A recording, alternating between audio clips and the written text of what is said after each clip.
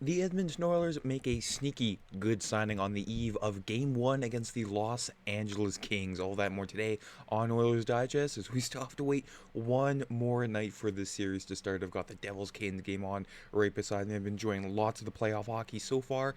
Up to this point, it's going to get even better tomorrow night when the Oilers and the Kings take on each other in Game 1. 4 straight years. But, folks, every year it just seems to get better. Hopefully this one can top the other three. But if you haven't subscribed to the channel already, folks, make sure you do so. If you're new to the channel, make sure you hit that button down below and subscribe. As 74% of you watching these, almost 75% of you watching these videos have not yet subscribed. But for any and all Oiler news, lots of game recaps, lots of game previews, lots of playoff news, stay tuned here to Oilers Digest for any and all Oiler news. But without further ado, let's get right to more pen to paper. We saw some European, some college free agents being signed by Stan Bowman, but this time it is one of our own with our extending MB segment there. Yes, Ty Emberson was an RFA, scheduled to be an RFA at the end of the year alongside Evan Bouchard, but the Oilers wrapped that up yesterday by extending defenseman Ty Emberson to a 2-year contract extension with an average annual value AAV of 1.3 million, which is a steal for the Edmonton Oilers in my opinion. There, the 24-year-old blue liner who is still going to progress as he gets older. Defensemen, as they get older, you start to see them peak around, the age of 27, 28 years old. It's a very volatile position unless you're a guy like Cale Makar who just comes out the gate, bursting onto the scene there. But Ty Emberson, I think, very, very good defenseman for the Edmonton Oilers, and he's going to get even better. He played in 76 games for the Oilers during his first season with the club, recording 2 goals and 11 assists while averaging 15 minutes and 7 seconds time on ice per game there. He was very short about it, but yet very excited. It's something that you always work toward. For them to put the trust in me for the next 2 years is big, and I'm excited about it. And yes, that's one defenseman the Oilers have locked up. They still have to lock up Evan Bouchard, but that'll probably wait until the summer. Hopefully they don't wait too long. You don't want another Philip Broberg situation on your hands here, but with the cap going up 1.3, that's going to look like league min in a few years, and that's a steal for the Oilers, especially, again, Ty Emberson, still young, still growing, and hopefully he's a big part of the Oiler blue line down the road there. And taking a look at some of his advanced stats here, seeing increased defensive responsibilities as the seasons progressed. Emberson led Edmonton blue liners in total shorthanded time on ice with 149 minutes and 32 seconds, and he'll probably play a lot more against the Kings here in the playoffs, while ranking second in hits with 125, third in takeaways with 32, and fourth in block shots with, ironically, 97.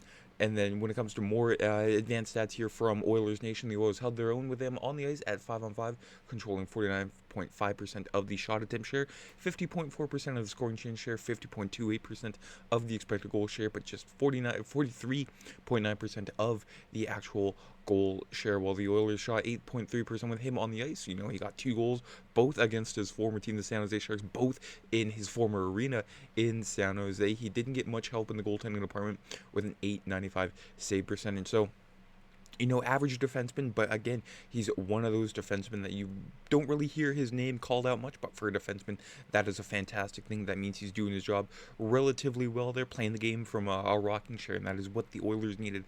They needed a young, stay-at-home defenseman. Is he going to be, a Jacob Slavin type player? Probably not. Will he get pretty close? Who knows? I mean, defensemen, they could go one way or the other. They could have a phenomenal first couple of seasons and then drop off here, but with the Oilers and the way they develop prospects, hopefully Ty Emberson can be one of those names that we can hear on down the road and say, hey, I remember when the Oilers originally got him, and he developed into this fantastic young defenseman there. And then Bob Stauffer, get the Bob Stauffer seal of approval there on Ty Emberson. Hardworking, honest, third-pairing right-shot defenseman, effective penalty killer. Still has some runway left to grow and develop his offensive game at the NHL level. And the Oilers will not just need him, but the rest of the defensive core without Matthias Ekholm and Troy Stecher tomorrow night, as the Oilers do take on the Los Angeles Kings, with some updates from Knob. But before we get to some updates from Knob, We do have some other news here, looking ahead to tomorrow night. The Oilers and Kings, 9 o'clock Central, 8 o'clock Mountain there on Sportsnet, the Crypto.com arena. And the Oilers will be getting some reinforcements as, unfortunately, the Bakersfield Condors were eliminated from playoff contention on a basis of a tiebreaker with the Tucson Roadrunners. So Tucson makes the playoffs. The Bakersfield Condors do not there, but that means the Oilers get Matthew Savoy, Drake Cajula, and Noah Phillip as the Black Aces. But hopefully, my goodness, I hope we see him, at some point in this series, somewhere on in the bottom six there, as he has been fantastic here for the Oilers and Condors. As Noah Phillip sniped his first career pro hat trick as Bakersfield closes out the regular season with an 8-2 victory in Henderson, and he finishes the year with 19 goals, 16 assists for 35 points in 55 games played, and he's a plus 11 in 2 very strong games to close out the AHL season. Now, I'd rather him play the fourth line center role over a guy like Adam Henrique, Matisse Janmark, Kasperi Kapanen, as he's been, again, that's what you need in the lineup. You need that young blood. No Phillip.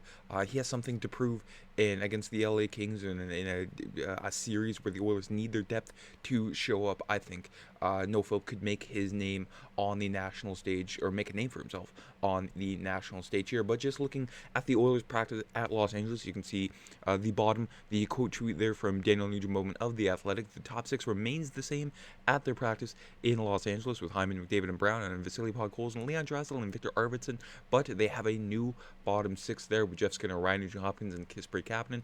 I'd rather Jeff Skinner on the first line there with McDavid, but I guess it's sort of, thinning, or not thinning out, making sure the Oilers, have a formidable line for each line that they do have there, and just trying to prove that they can match the depth of the LA Kings, which will be very hard to do. But with a guy like Jeff Skinner, hopefully he can be a difference maker in the bottom six. And lastly here, Matisse Janmark, Adam Henrique, and Corey Perry on that fourth line. But the D pairings is where it gets very, very interesting. Darnell Nurse and Evan Bouchard make up your first pairing. Jake Wallman and Ty Emberson, who we just mentioned, moving up from the third pairing to the second pairing there with Jake Wallman and Cam Dineen and Josh Brown there. And Brett Kulak isn't on the ice, but it's not so much an injury for Brett Kulak, but he went back home to Canmore, Alberta, as his wife is having a kid. So congrats to Brett Kulak on that. Good thing it's not an injury, but hopefully he can make it back in time there for game one tomorrow night. You'll be cutting it close, but again, no Troy Stecher. He's skating in Edmonton. No idea on his status.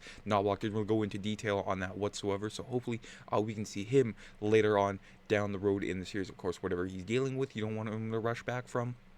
But all the best here to Troy Stecher and Brett Kulak as well. Per Kris Knoblauch, Ekholm, Kane, and Stecher are all out for game one. Frederick is day-to-day and is a possibility for game one. Kulak, like I mentioned, in Canmore, where his wife is due to give birth to their second child. He's expected to rejoin the team in time for game one. And just adding on that, Evander Kane is not ready, close, but not ready, from Kris Knoblauch, so he will not play game one. Frederick is still day-to-day, and he's a possibility for tomorrow, but it hasn't been determined. So lots of question marks for the Oilers and Kris Knoblauch. Of course, he said the team was more than probably all going to be healthy, but play mind games here with the media and the LA Kings and fans like us ourselves, trying to wonder, okay, who's healthy, who isn't healthy, what is going on here with Knoblauch. But he's not very good at lying, unlike most coaches where they have a very good poker face. But Kris Knoblauch just decides to put it all out there, and the depth is where the Oilers will need to win the series in. You can see there the Edmonton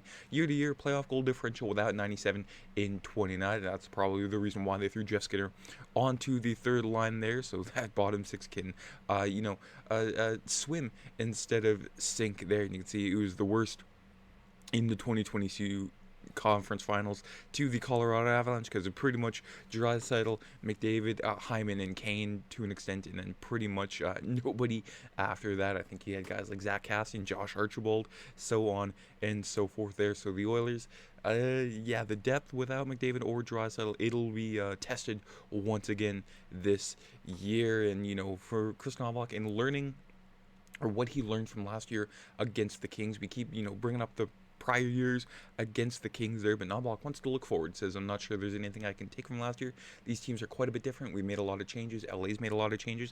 This is the first time in the 4 years they finished ahead of us in the standings, but I'm more familiar with the team when they're throwing out a line for a defensive zone faceoff or what they're going to counter with. And we can take a look at what the LA Kings will have for Game 1 as their projected playoff Game 1 lines were released this morning there with Andre Kuzmenko, Andre Kopitar, and Adrian Kempe, Kevin Fiala, Quentin Byfield, and Alcer Ferrier, which is, a two-headed monster there for those first two lines, and then Warren Fogle, former Oiler Warren Fogle, Philip Deneau, and Trevor Moore, and Jeff Malott, Sammy Hellenius, and Alex Turcotte. The only big omission there is Tanner Jeannot, who will not be in the lineup for Game 1 on the back end here. Drew Doughty's back with Mikey Anderson, Vladislav Gavrikov, and Jordan Spence, Joel Edmondson, and Brant Clark. But like I did mention, not really worried about, the whole makeup of the King skaters. It's Darcy Kemper between the pipes, and Streets are going to have to outplay Darcy Kemper, in a few games, if not all, if the Oilers do want a chance to take this series. But with McDavid and Draisaitl, anything can happen. But that is it for today's video. Let me know down in the comments what you think about the Ty Emberson extension, and what's been your favorite part of the playoffs so far. I mean, only 3 games have been played up to this point, 2.5. I mean, the Devils-Canes game hasn't finished yet, but let me know what your favorite part is. But that is it, folks. Take care. Have a great rest of your Sunday, and we'll be back tomorrow to preview Game 1 between Edmonton and LA. Two familiar foes fighting in Game 1. Have a great rest of your day. Take care.